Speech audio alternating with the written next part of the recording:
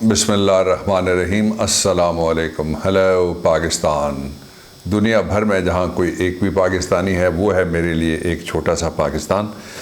मैं जो ऑस्ट्रेलिया में फंसे हुए पाकिस्तानी हैं उनके लिए एक अच्छी ख़बर देना चाहता हूँ, बात कहना चाहता हूँ उनसे। और अमेरिका में जो पाकिस्तानी स्टैंडर्ड हैं वो भी मेरा आज का मुखातिब है, उनके लिए भी एक ऐसी ही खुशनुमा बात है मेरे पास जो मैं आपसे करना चाहता हूँ। लेकिन कल मैंने आपको जाते हुए ये कहा था कि मैं जो सीमेंट माफिया है उसके हवाले से मैं कुछ बात करूँगा। गवर्नमेंट का कोर्स ऑफ एक्शन और या एक्शन प्लान क्या है वो भी मेरी आज की गुफ्तगू का हिस्सा होगा।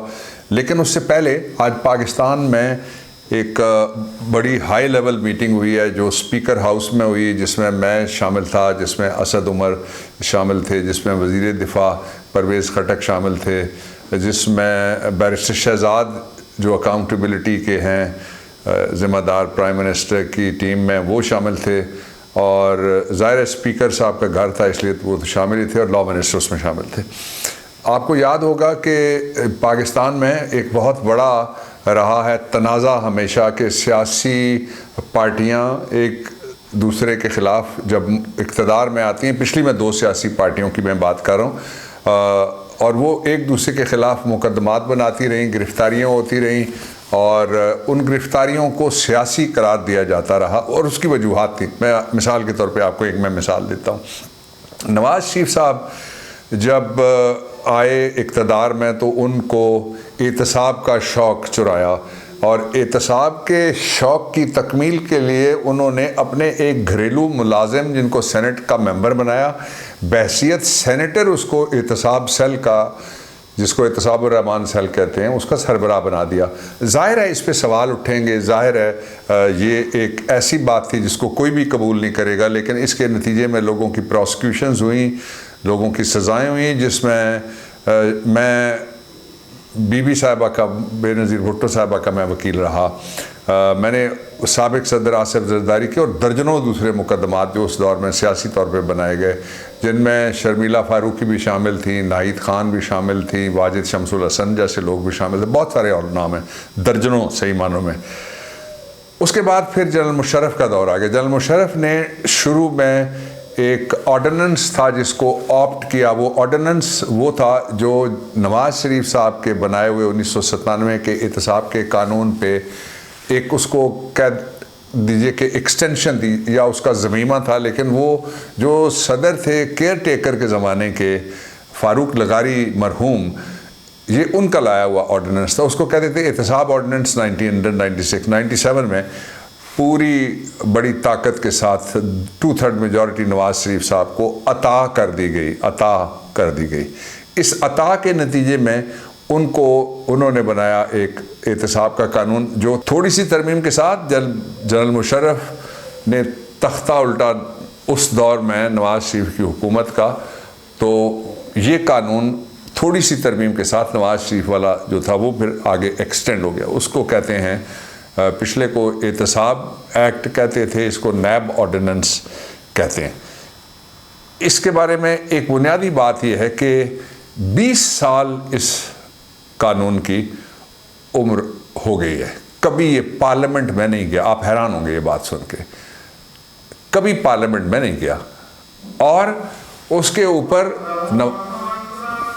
अजान सुन लीजिए।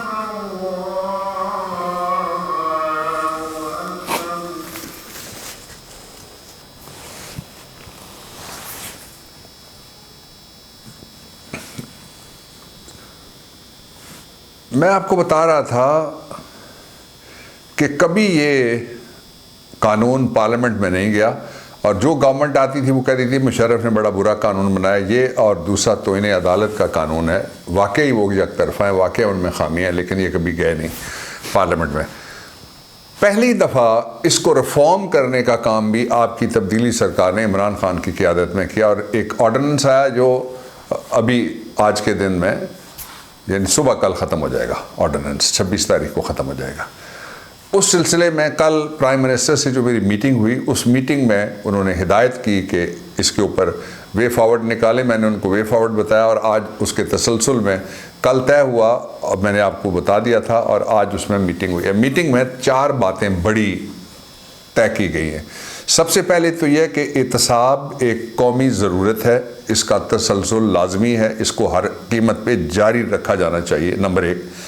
नंबर 2 ये है कि इसके लिए एक कॉम्प्रिहेंसिव स्टडी करके, लेकिन लंबा अरसा कोई नहीं, इसके लिए दिन लगेंगे सिर्फ, और विदिन 2 वीक्स ये कानून दोबारा इसको रिव्यू करके और उसके ऊपर नज़र डाल के दोबारा इसको कानून को जारी किया जाएगा। और जैसी भी सूरत हुई, 2 ही ऑप्शंस होती हैं, या असेंबली के ज़रिए से एक्ट ऑफ पार्लियामेंट बने, लेकिन उससे पहले ऑर्डिनेंस जारी करके उसको भी असेंबली में ले जाया जा सकता है।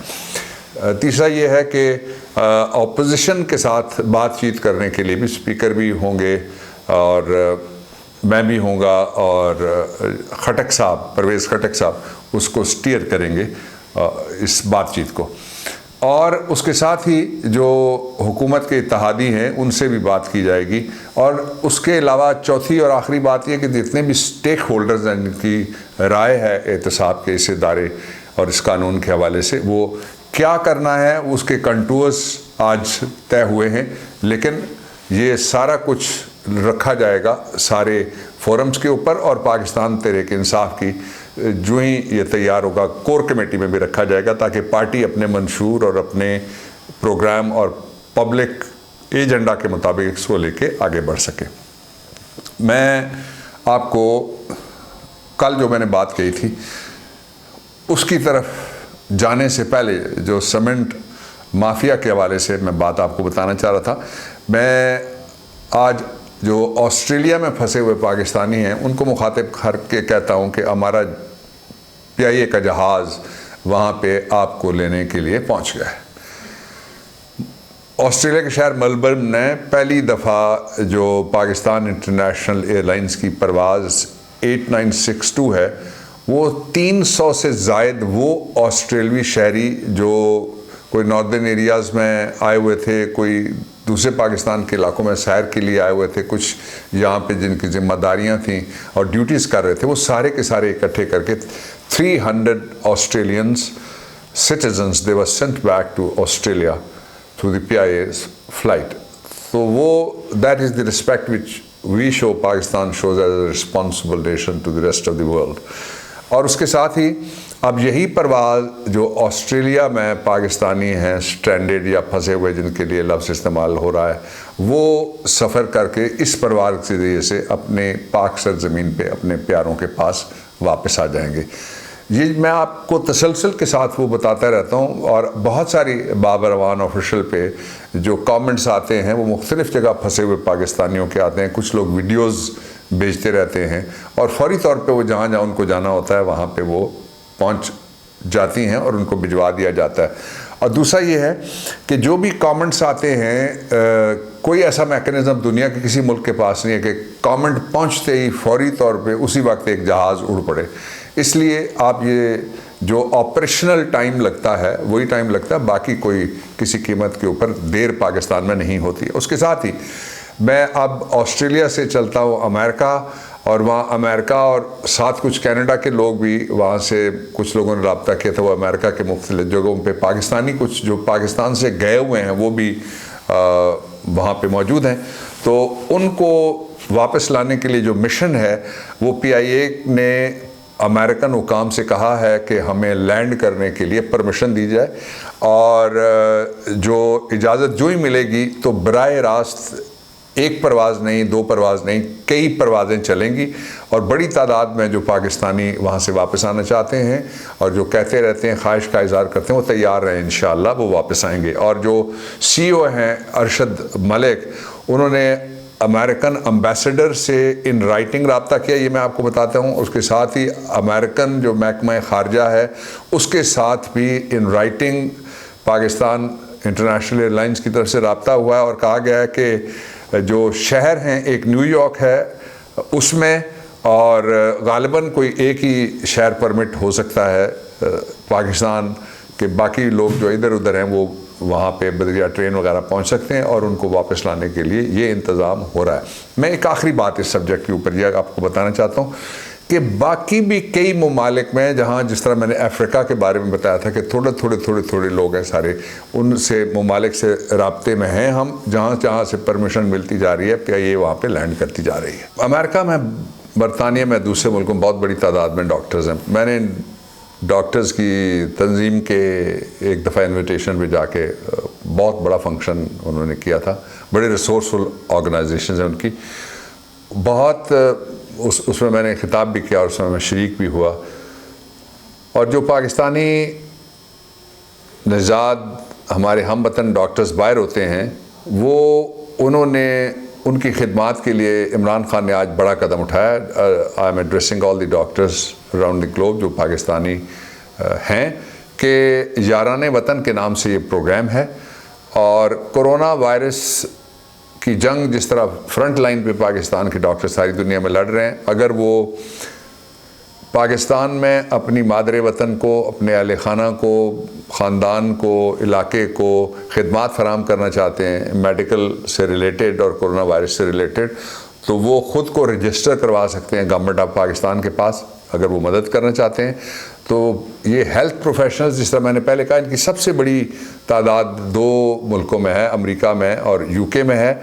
और इसके लिए वेबसाइट है जो बाबर अवान ऑफिशियल आपको चला के दिखा देगा। उसका एड्रेस हम एक से ज़्यादा दफ़ा आपके सामने रिपीट कर देंगे। और yaranewatan.gov.pk ये वेबसाइट है और इस पे मुख्तसर सी मालूमात रखी गई हैं जो दे के आप अपने आप को रजिस्टर करा सकते हैं। आपको फिर बताया जाएगा कि आपकी खिदमत की कहाँ पे ज़रूरत है। और चलते चलते जो पाकिस्तान की एक एंग्रो फाउंडेशन है और मेलिंडा गेट्स फाउंडेशन, इन दोनों ने पाकिस्तान में जो पॉवर्टी स्ट्रिकन लोग हैं उनकी मदद के लिए 3 साल का एक प्रोग्राम शुरू करने का ऐलान किया। अच्छी खबरें नहीं रुकेंगी पाकिस्तान के बारे में, उम्मीद पाकिस्तान के बारे में सारी दुनिया में बढ़ रही है और उसका इजहार हुआ है, अक़वाम मुत्तहिदा के फोरम पे उसका इजहार हुआ है।